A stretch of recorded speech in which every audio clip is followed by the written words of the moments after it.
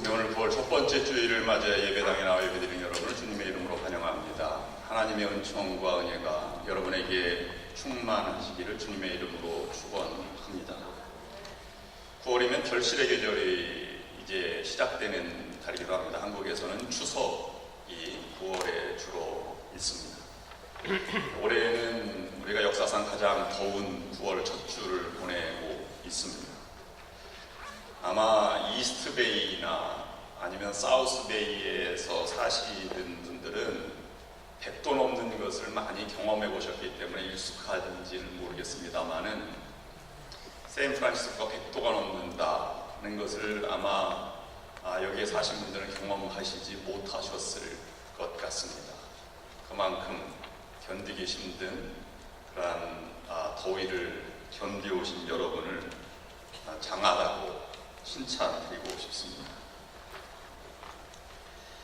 이제 평년의 기온으로 돌아간다고 하니까 여러분 새롭게 한 달을 힘차게 출발하시기를 바랍니다. 옆 사람과 인사를 나누실 때 더위에 고생 많이 하셨습니다. 그 다음에 힘을 내십시오. 제가 도와드리겠습니다. 이렇게 한번 인사를 나눠보시기 바랍니다.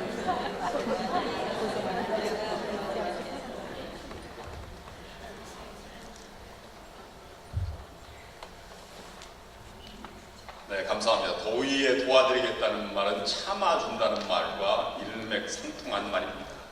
더위에 도와드리겠다고 해서 에어컨을 설치해드릴 것도 아니지만 짜증 지수가 더 높으니까 서로 참아주고 사랑하고 또 위하고 격려하며 살아가시는 여러분들이 될 수 있기를 바랍니다. 9월달은 우리 교회에게도 특별한 한 달입니다. 왜냐하면 9월 세 번째 주일, 정확히는 9월 23일 날이 창립기념일 날이지만 올해는 9월 17일 날이 우리 교회 창립 114주년이 되는 그런 주일이기 때문입니다. 역사가 미국에 있는 교회들, 200년이 넘는 교회들이 수두룩하지만 우리 한인교회로서는 해외 최초의 교회인 우리 교회가 지금까지 113년 동안을 견뎌온 것은 장구한 세월을 견뎌왔다, 그렇게 볼 수가 있습니다. 그래서 감회가 더욱더 새롭고 지킴도 더욱더 무겁게 느껴지는 9월입니다. 이제 더 이상 새로운 이민자가 많이 오지 않는 시대에 우리가 살고 있습니다. 한인교회가 미국 내에서 지속 가능할까? 젊은 세대는 자꾸 떠나가고 또 새로운 이민자가 오지 않으니 어떻게 될까? 여러분들이 공통적으로 가지고 있는 고민이자 염려이자 기도 제목입니다. 그것은 비단 한인교회뿐만 아니라 미국 내에 있는 모든 에스닉 그룹, 소수민족 교회가 똑같이 겪고 있는 문제입니다. 그것은 우리 교회뿐만 아니라 전체 미국에 있는 모든 교회들이 다 함께 가지고 있는 고민입니다.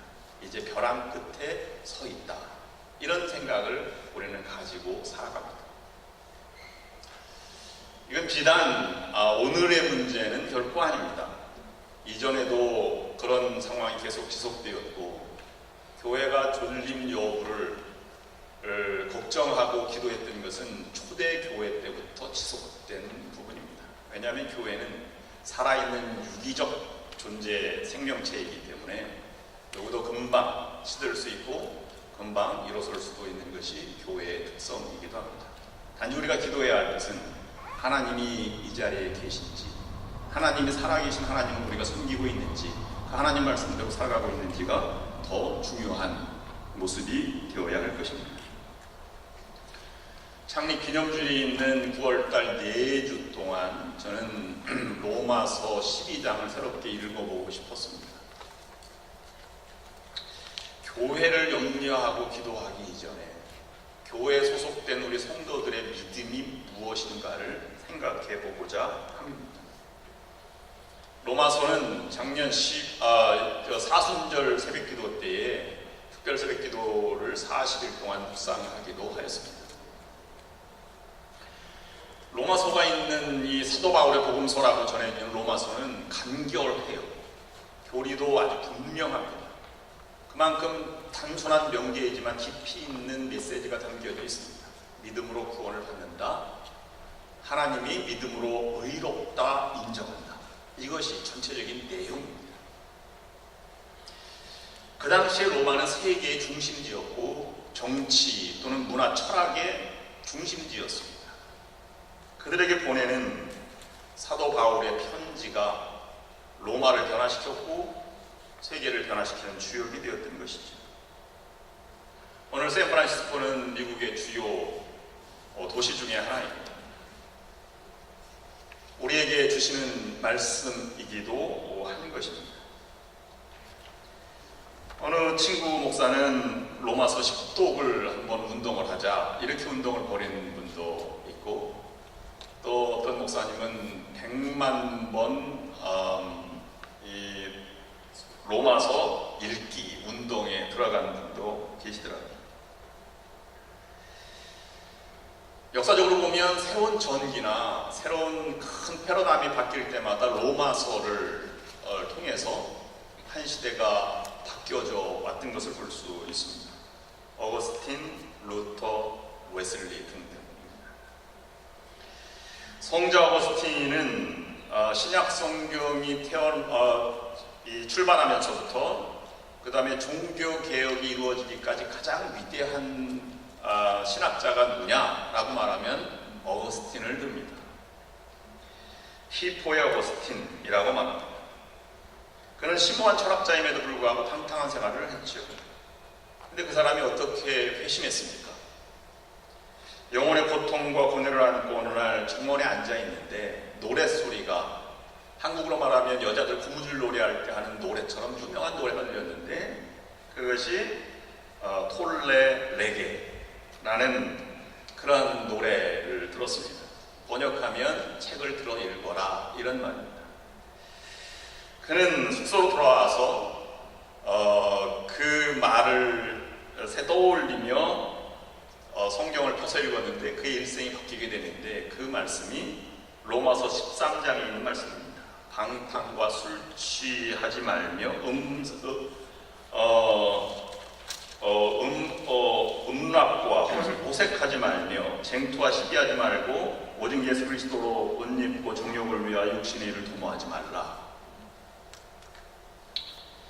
그리스도의 강한 빛이 그에게 비추었고, 그리고 회심하였고, 한 시대를 열어가는 구원의 등불이 교회의 등대가 되었습니다. 실제로 교회는 오래될수록 보수적으로 흘러갈 수밖에 없고 형식적으로 흘러갈 수밖에 없습니다. 그 시대를, 생명력이 다하는 시대를 교회 사학자들은 1세기 100년이라고 보기도 합니다. 그만큼 새롭게 거듭 태어나야 한다는 말이죠. 어거스틴이 태어날 때도 원죄를 부정하고 그 다음에 선행으로 구원을 받는다, 아니면 율법으로 구원을 받는다는 사상을 펼치는 이단이 있었는데 그 이단들을 펠라기우스주의라고 합니다. 로마서를 읽고 로마서 주석을 하면서 이 펠라기우스의 가르침이 잘못됐다는 것을 바로잡은 것이 어거스틴이었고, 그것이 교회 전통이 되었습니다. 철로역정을 번역한 존 버년은 하나님께서 그를 회심시킬 때 로마서 주석과 갈라디아서 주석, 동일한 이신칭의를 말하는 그 주석을 통해서 회심을 시켰습니다.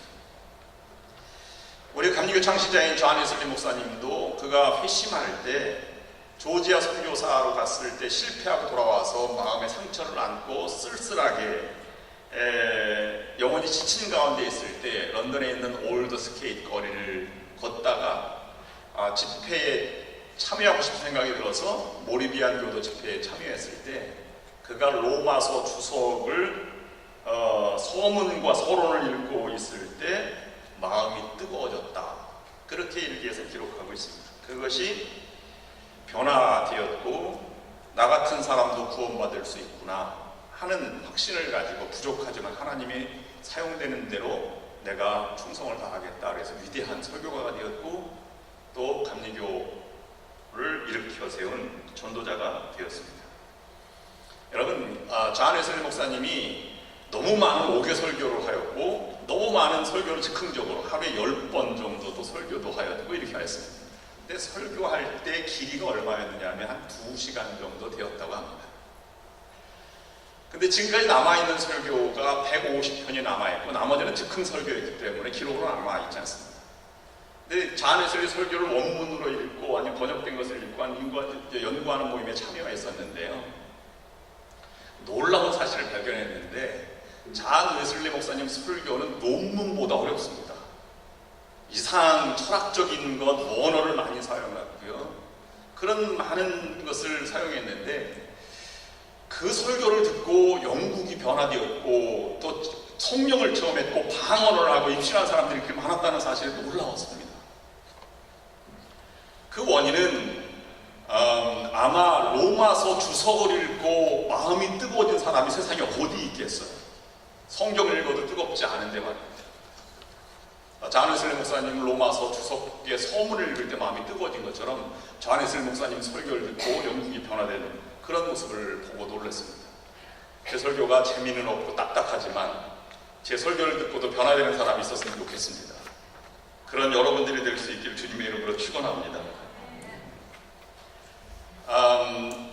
가장 큰 변화는 마르틴 루터지요. 로마서 강해를 하면서 연구하는 중에 그가 카톨릭에 남아 있으면서 종교개혁 이루기 전에는 교수로 있다가 학생들에게 로마서 강의를 하는 중에 이신칭의를 새롭게 발견하게 되었고 믿음으로 의롭다함을 얻는다는 것이 마음에 큰 충격을 받게 되어서 종교개혁까지 나아가게 된 것입니다. 이 마르틴 루터는 말하기를 로마서를 배우고 암송하고 마음으로 알고 부단히 읽어야 한다고 말했습니다. 왜냐하면 그렇게 할수록 로마서는 더 많은 기쁨을 주고 더 좋은 맛을 내기 때문이다 라고 말했습니다. 로마서는 크게 두 부분으로, 작게는 세 부분으로 나누는데요. 작게는 다음 주에 나누고 크게는 1장부터 11장까지 교리편, 그 다음에 12장부터 16장까지는 생활편으로 나눠져 있습니다. 11장까지 있던 교리들이 12장에서는 삶에 반드시 믿음으로 의롭다함을 받은 사람들은 나타나게 되어 있다는 것입니다. 그 자연스럽게 나타나는 증상들, 믿음의 품격들을 우리에게 보여주고 있습니다. 우리에게 믿음이 있느냐, 그러면 우리에게 그럴 만한 행동을 보이느냐, 나타나느냐라는 것을 우리에게 물으시는 것입니다. 사람은 15분만 만나면 그 사람이 어떤 사람인지 다 알 수 있다고 합니다. 반드시 정확한 것은 아니지만 15분 만나면 그 사람이 최고의 관심사가 무엇인지, 가장 자랑하고 싶은 것이 무엇인지를 다 말하게 되어 있다고 합니다. 여러분, 교회에 처음으로 나온 사람이 이 교회를 정착할까를 결정하는 것도 약 15분 정도의 결정이, 가장 늦은 사람이 15분이라고 합니다. 가장 빠른 사람은 주차장에서 결정을 한다고 하죠. 15분은 성가대가 찬양이 시작되는 순간이 15분이랍니다. 그런 것을 보면 첫인상으로 판단하는 경우가 많이 있습니다. 우리들도 사람을 만나면 이미 다 알고 있어요. 우리가 만난 경험이 집약되어 있기 때문에 이 사람은 좋은 사람, 이 사람은 나쁜 사람, 이 사람은 만나야 될 사람, 이 사람 만나지 않았으면 좋을 사람, 이렇게 딱 나눠져서 편견, 선입견을 가지고 이제 만나게 됩니다. 그것 때문에 큰 실수를 하는 경우도 있죠. 바르셀로나에 갔더니 가우디 건축가에 대한 그런 문화유산들을 이렇게 보게 되었는데요. 가우디가 일평생 그 바르셀로나에 있는 여러 건물들을 지었고, 그 다음에 사그라다 파밀리아가 아직도 133년 동안 건축하고 있는 현장을 보게 되는데요.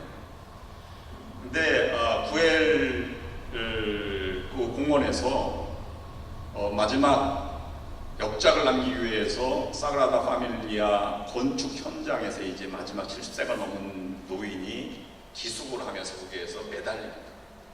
근데 그 가우디는 루마티스 관절염을 앓았기 때문에 저녁마다 정기적으로 걷지 않으면 안 되었습니다. 그래서 그날도 허름한처럼으로 절룩거리는 걸음을 걷고 그 성당문을 나서서 4차선 거리를 건너는데 전차가 치일 뻔해서 다가오는 것을 피하다가 뒷차에 치였어요. 근데 누구도 거들떠보지 않았고 택시가 4대가 지나갔는데 아무도 거들떠보지 않았습니다. 왜냐하면 그는 환자처럼 보였고 행색이 허름하였고 중요한 건 신분증이 소유에 없었습니다. 그래서 병원에 이 병원 저 병원 옮겨 다니다가 마지막 신부들이 사제들이 돌아올 시간이 있는데 안 돌아와서 급한 마음에 병원을 돌아다니다가 한 병원에서 만나게 되었습니다. 나중에 그는 거기에서 죽음을 맞이하게 되었고, 그 다음에 국장처럼 이렇게 성대한 장례식을 치르고 사그라다 파밀리아에 붙여 영원히 영면하게 되죠. 우리가 첫인상에 무엇을 본다, 그렇게 보지 마시기 바랍니다 라고 말해도 그렇게 보이게 되어 있습니다. 근데 우리는 이것을 무시하면 안 돼요.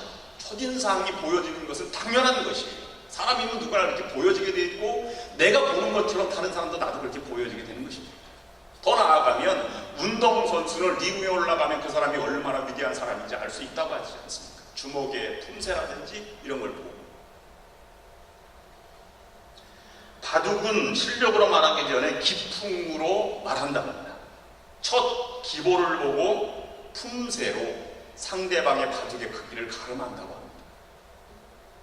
그러면 우리가 보여주는 믿음의 품격은 무엇입니까? 참으로 아름다운 여인을 가리켜 미의 화신, 정말로 따라잡을 수 없는 정의로운 사람을 정의의 화신이라고 말하는 것처럼 믿음의 화신은 우리에게 나타나고 있는지 다시 한번 생각해 보아야 할 일입니다. 그 믿음의 근거는 예수 그리스도이시지. 하늘 모자를 버리고 이 땅에 내려오셨습니다. 인간의 몸을 입으셨다 이렇게 표현하고, 또 강생이라고 하고 화육이라고도 얘기하는데, 그것은 다시 인간적인 언어로 표현하면 인간으로 재탄생함이라고 봐야 옳을 것입니다. 그 인간으로 오신 예수님을 우리는 하나님이라고 고백하는 것입니다. 인간을 구원하시기 위해서 오신 것입니다. 즉 하나님을 위한 것이 아니라 인간을 위해서 그렇게 하셨다는 것입니다. 그래서 인간이 하나님을 알 수 없기 때문에 인간이 이해할 수 있는 사람으로 오셔서 구속의 선물을 우리에게 주셨다는 것입니다. 로마서가 전후반으로 나눈다면 첫 부분은 그러므로 하나님이 하신 일입니다. 의롭다, 믿음으로 구원받고 믿음으로 의롭다 인정을 받는다는 하나님이 하신 일이고, 그러면 그의 반응인 우리들이 나타내야 하는 것, 인간이 해야 할 부분이 뒷부분입니다. 사람은 하나님이 해주신 일을 바탕으로 삶의 방향을 잡고 동력을 얻어 그 일을 해내어야 한다는 것입니다. 오늘 12장 첫 구절들이 주는 말씀들을 통해서 우리에게 주는 믿음의 품격 세 가지를 묵상하며 교훈으로 삼고자 합니다. 첫 번째, 큰 믿음을 가지십시오. 여러분, 작은 자잘못, 나를 비난하고 아니면 나를 무시하고 아니면 나를 비웃고 책망하는 소리에 귀를 기울이지 마시기 바랍니다. 그보다 더 큰 믿음을 가지시고 의연하게 나아가신 여러분들이 되시기를 바랍니다. 큰 믿음의 사람은 작은 것에 요동함이 없습니다. 믿음의 근원이 창조주 하나님이기 때문입니다. 예수님은 이 큰 믿음을 가지고 십자가 달려 돌아가셨습니다. 하나님을 믿는데 끝까지 믿었습니다. 그래서 세상이 감당할 수 없는 믿음을 우리에게 나타내 보여주셨습니다. 하나님이 영혼을 버리는 순간까지 하나님을 놓지 않은 예수님의 모습을 우리가 묵상하였습니다. 얼마나 굳게 믿었으면 그럴 수 있겠습니까? 먼저 믿음의 모습은 크기로 나타내 보아야 합니다. 좋은 믿음, 나쁜 믿음이 있는 것이 아니라, 또는 많은 믿음, 적은 믿음이 있는 것이 아니라 큰 믿음, 작은 믿음만이 존재하는 것입니다. 그 믿음의 크기가 신앙의 크기이며 헌신과 섬김과 사랑의 크기입니다. 믿음의 크기가 행함의 크기이며 인내의 크기도 크기이기도 합니다. 시인 하만스타인은 말하기를 울리지 않는 종은 종이 아니며 부르지 않는 노래는 노래가 아니고 표현하지 않는 사랑은 사랑이 아니다. 표현되지 않는 사랑은 감추어진 보화일 뿐이다 라고 말하였습니다. 우리도 표현된 믿음 또는 표현되는 강같이 흘러넘치는 사랑의 삶을 우리가 살아갈 수 있어야겠습니다. 적어도 사랑하려고 하면 4가지 M자가 들어가는 단어로 집약될 수 있다네요. 정말로 사랑한다면 첫 번째, 번째로는 만나는 것이랍니다. 사랑은 정기적으로 만나는 것. 두 번째는 사랑은 말하는 것이랍니다. 격려하고 칭찬해주고 사랑한다고 말하는 것. 세 번째로는 사랑은 함께 먹는 것이랍니다. 네 번째, 사랑은 함께 목욕하는 것이라는 것입니다. 진짜로 목욕하라는 말이 아니라 모든 것을 드러내놓고 의도 없이 표현되는 것을 사랑이라고 말할 수 있는 것이라는 것이죠. 큰 배일수록 안정감이 드는 것입니다.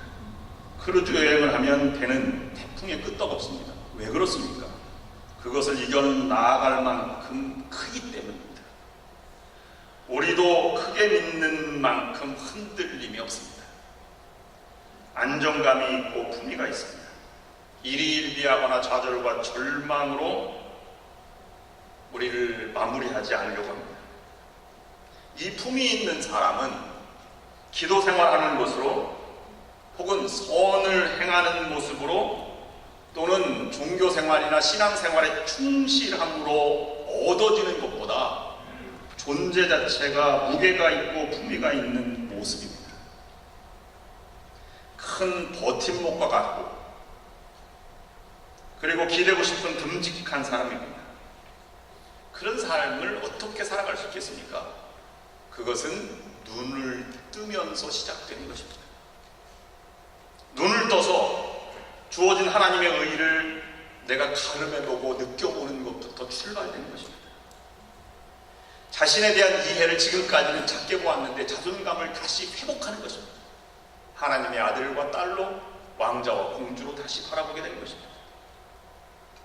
여러분, 사람의 몸을 생각해보면 그냥 이게 몸이지만 우리가 먹는 거 생각해보면 음식을 섭취하죠. 탄수화물과 단백질을 섭취하는데 단백질은 물질에서 오지만 단백질은 아미노산이라고 하는 것이 결합돼서 단백질이 되어가는 것이고 그것을 우리가 먹고 또 생명을 유지하는 것 아니겠습니까?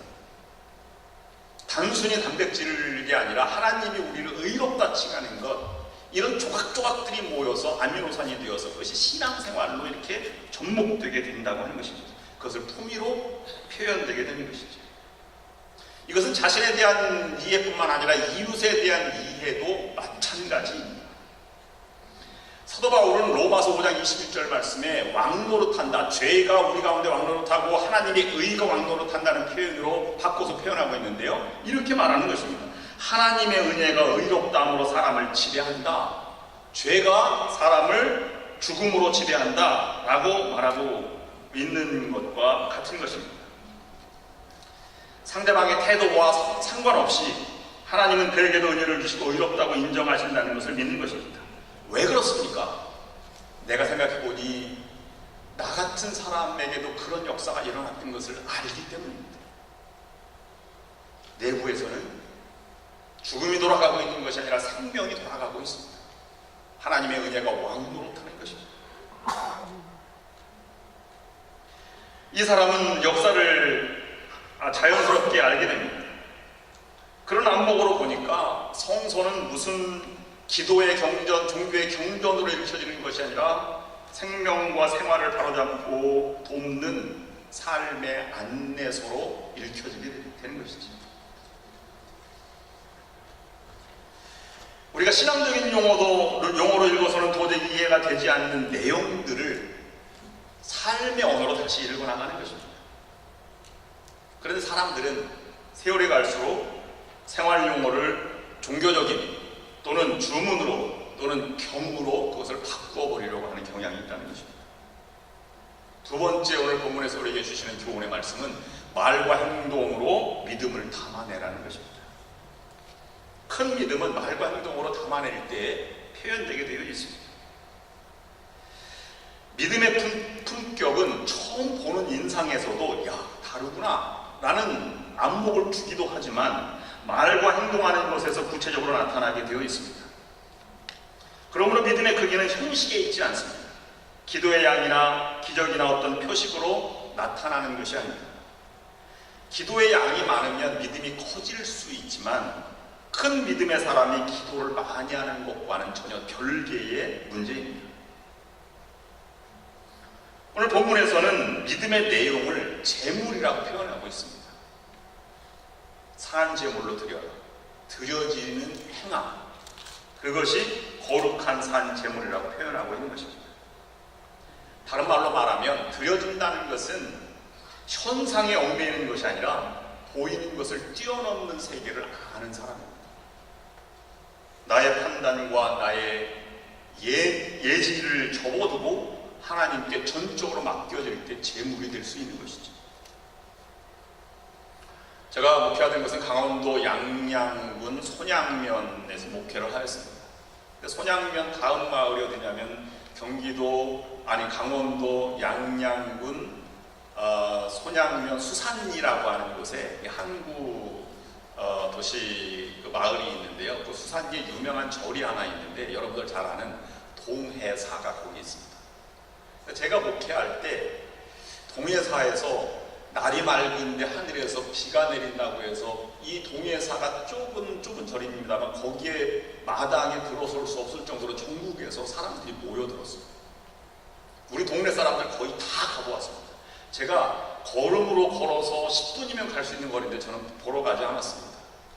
나중에 그것이 언론에 나고 뉴스에 나왔는데 그 결과는 나무에 있는 벌레들이 이렇게 즙을 내서 떨어지는 물이었다는 것이 이제 발견되게 되었죠. 여러분, 우담바라 때문에 방송에 나온 이야기가 얼마나 많이 있습니까? 3000년 만에 핀다. 나중에 알고 보면 그것이 곰팡이 종류인지 아니면 풀잠자리 알이 깨어나는 것이다, 이렇게 알집이었다고 밝혀지기도 하였습니다. 여러분, 3000년 만에 피어나는 풀을 찾으러 절에 갈 것이 아니라 식물원에 가야 옳은 것 아니겠습니까?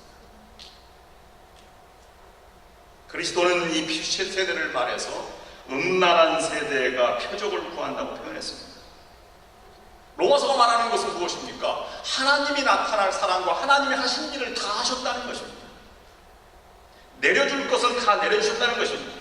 이 내려주신 은총을 바탕으로 삼고 사랑을 담아내야 할 것이 우리 그리스도를 믿는 믿음의 사람들이 해야 할 일이라고 가르쳐주고 있는 것입니다. 정말 풀잠자리 알이 우담바라였으면 어찌할 뻔했겠습니까? 기도를 한다고 은혜를 받는다고 하기도 표현하기도 합니다. 결론적으로 그리 유용하고 품격 있는 믿음의 자세는 아닙니다. 억지로 은혜를 받는다는 것도 부질없는 일들이기 때문입니다.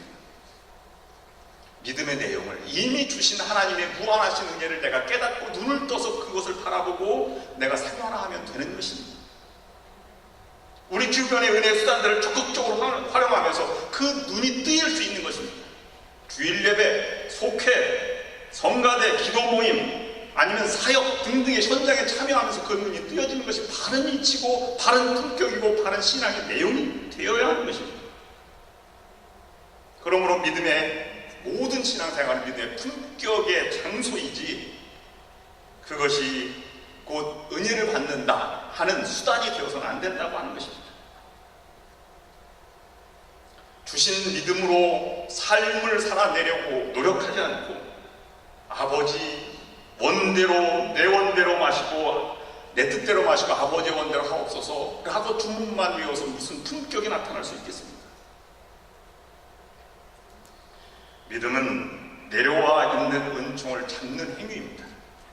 그것이 믿음의 크기이고 믿음의 품격입니다. 이것을 우리는 여인이 잉태한다는 표현으로 바꿔서 생각해 볼 수 있습니다. 여인이 아기를 잉태하고 있을 때 아기를 잘 키우는 것이 목적입니다.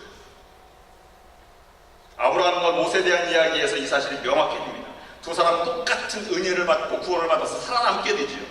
그러나 두 사람은 다르게 살았습니다. 한 사람은 은총을 옥동자로 키워냈고 롯은 은총을 망치고 무효화시키고 말았습니다. 세 번째, 삶을 믿음으로 증명하라는 것입니다. 믿음으로 증명하라. 빈 수레가 요란한 것입니다. 실력 없는 사람이 더 세상의 지식을 모두 갖춘 것처럼 말하고 다니는 것입니다. 운동선수는 실력으로 말하고 음악가는 연주로 말하며 식당은 음식의 맛과 품위와 서비스로 말하는 것처럼 신앙인은 행함으로 말이 되어져야 하는 것입니다. 말로만 하는 서비스는 감동과 품격이 없습니다. 행함과 믿음은 같은 말입니다. 믿음이 먼저냐 행함이 먼저냐는 논쟁은 의미가 없습니다. 로마서가 믿음을, 야고보서가 행함을 똑같은 관점에서 강조하고 있는 뿐입니다. 믿으면 행하지 않을 수 없고 행함은 믿음으로부터 나오기 때문입니다. 여러분, 운동으로 비교하면 폼도 좋고 운동도 잘하면 좋은 운동선수입니다. 그렇죠. 폼은 좋지 않아도 운동을 잘하면 그것도 좋은 운동선수입니다. 그런데 폼은 좋은데 실력이 없으면 우리는 그 사람을 허당이라고 말합니다. 유명한 DJ 골프 선수 중에 버바 왓슨이라고 하는 선수가 있는데 그는 한 번도 레슨을 받지 않았다고 합니다. 근데 여러 번 우승을 했어요. 본능적으로 그렇게 나아가도록 만든 것이지. 믿음도 마찬가지입니다. 본문에서는 거룩한 산제사를 드리는 것이 영적인 예배라고 하였습니다. 우리는 신령한, 영적인 예배라고 하니까 신령한 예배다 이렇게 이해를 하려고 노력합니다. 그런데 거기에 신령한 예배, 영적인 예배에 거기 여러분 성경을 보면 3번 하고 가로를 쳐놨고 그 밑에 다른 말로 번역될 수 있다고 기록하고 있는데 그 번역의 단어는 합당한이라고 번역하고 있습니다. 그러므로 신령한 영적인 예배는 합당한 예배라는 뜻입니다. 기도나 헌금이 믿음의 모습으로 나타난다면 합당하지 않은 것이죠. 형식이 믿음을 떼울 수는 없습니다. 그래서 세대를 본받지 말아라 이렇게 말씀하고 있는 것입니다.